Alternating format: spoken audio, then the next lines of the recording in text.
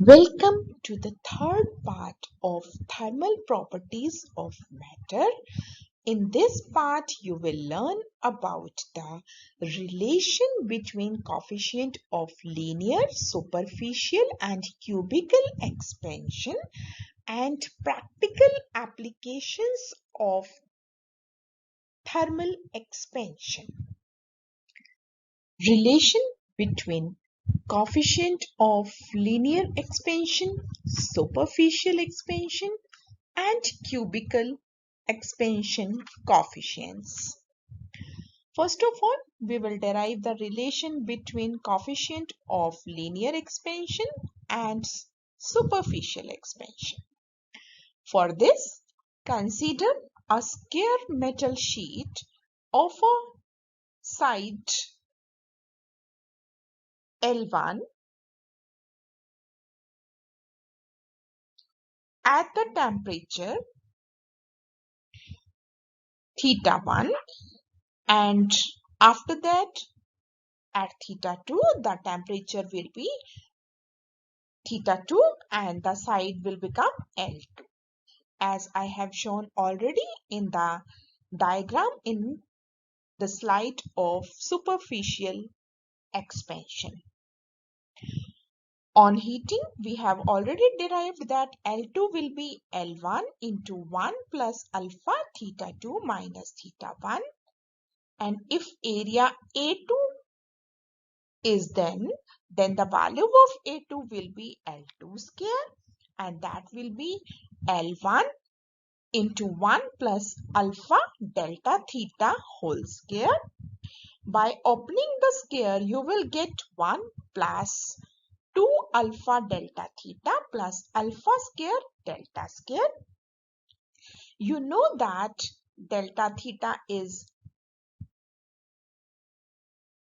a quantity which is equal to the difference in the temperatures, and for that value alpha is very less. As alpha is less, so alpha square will be very less, so we can neglect such a small quantity, and therefore A2 will become A1 into 1 plus 2 alpha delta theta.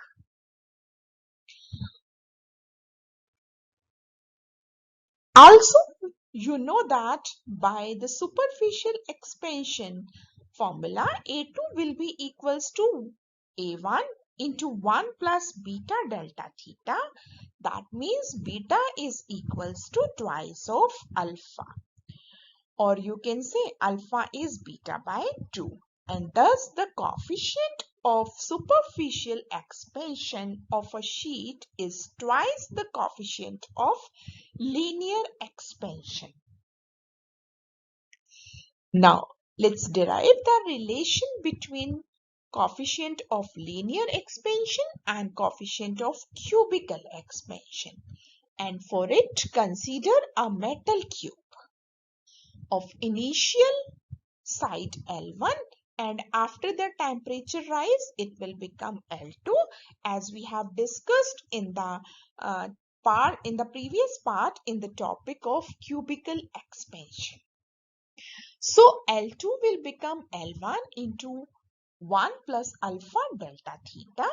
If V2 is the volume of the cube at this temperature theta 2, then V2 will be L2 cube, and the formula will be L1 into 1 plus alpha delta theta whole cube.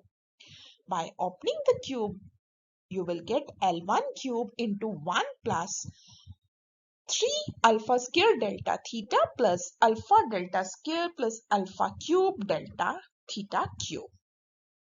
And you know that alpha is very small, so its square and cube will be very much small, and we can neglect the higher power terms, and you will get only V2 is equals to V1 into 1 plus 3 alpha delta theta.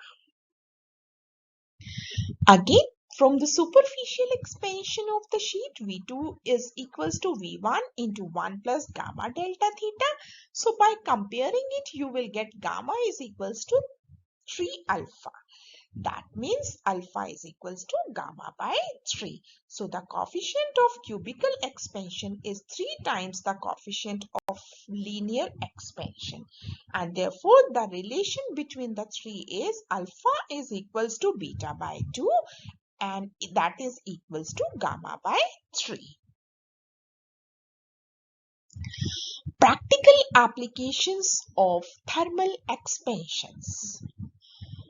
You have seen on the railway platforms that the two rails are joined by fish plates. If no gap is left between the rails may bend due to expansion in summer and the train may get derailed. That's why there is always a small gap left between iron rails of railway tracks. The next one is when the iron ring is heated to become red hot, it expands and slips on the wheel easily. When it is cooled, it contracts and grips the wheel firmly. That's why the iron ring to be put on the rim of a cart wheel is always of slightly smaller diameter than that of the wheel. Next application is clock pendulums are made of invar because it is an alloy and it has extremely small temperature coefficient of expansion. So the length of invar pendulum doesn't change with the change of season and the clock gives almost correct time.